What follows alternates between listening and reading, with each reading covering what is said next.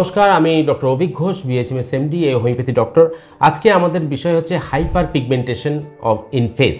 মুখে ঠিক এই অঞ্চল দিয়ে, এই পাশের অঞ্চলটা দিয়ে পুরো মিড লাইন বরাবর এই দিকটা ভালো, এই দিকটায় ছোট ছোট ছোট অসংখ্য স্পট, ব্ল্যাক স্পট ডেভেলপ করেছে লাস্ট 10 ইয়ার্স।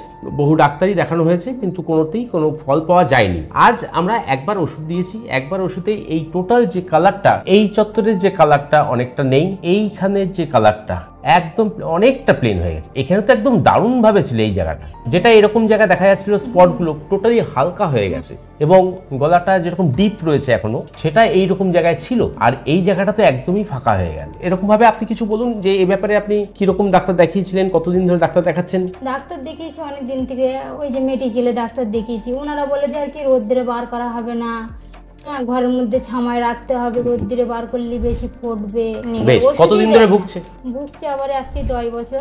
10 বছর প্রচুর ডাক্তারপত্র হয়েছে, কিন্তু এইরকম রেজাল্ট আমি বেশি দিন আগে ওষুধ দিইনি, আমাদের 1 মাস এখনো হয়নি, কিন্তু রেজাল্ট যা পেয়েছি, এইরকম রেজাল্ট কি আগে কখনো দেখেছেন?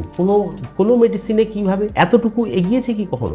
না না, কোনোদিন। এটা আমার হিসেবে অসম্ভব ভালো কাজ হয়েছে এবং আমি তো পুরো দৃঢ় বিশ্বাস, আমার পুরোটাই ক্লিয়ার হয়ে যাবে। আপনারও বিশ্বাস আছে যেতটুকু প্রোগ্রেস হয়েছে সেভাবে আজ পর্যন্ত দেখান।